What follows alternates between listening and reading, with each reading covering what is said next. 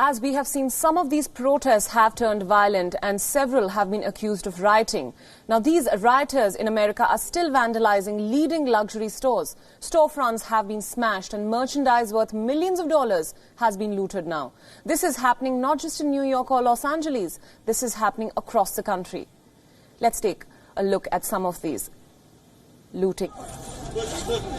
There is a popular belief: shopping is therapeutic.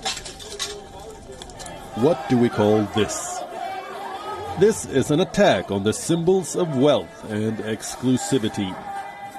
These are visuals from a Louis Vuitton store in New York. Since the brutal killing of George Floyd at the hands of a police officer, the protests have spiraled into riots and now looting.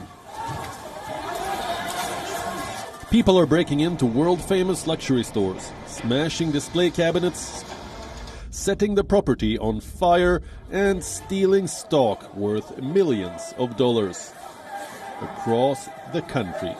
At this Nike store in New York, fights broke out on the pavement. Everybody wanted a share of the loot.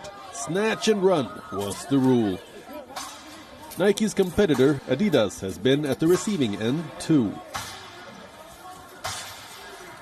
This Rolex showroom at the Soho neighborhood of New York did not survive the onslaught.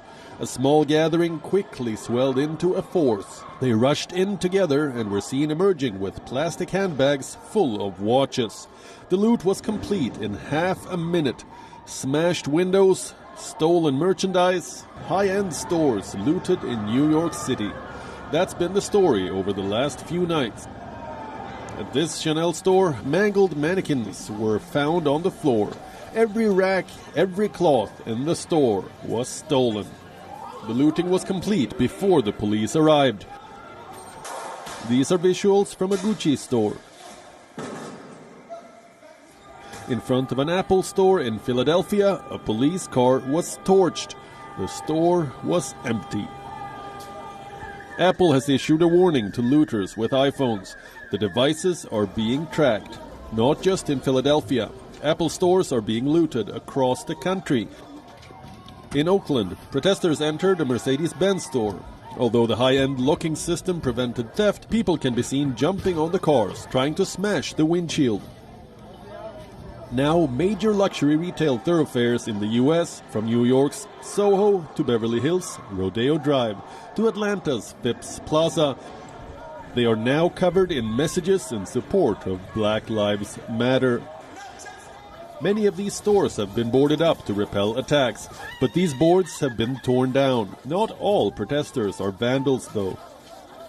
Here's a group that took it upon itself to defend a Target store from looters. The window panes remained intact, but the credibility of the movement is shattered. Black lives matter, and so does the law. You can't demand justice and equality by looting. Bureau Report, We Own World.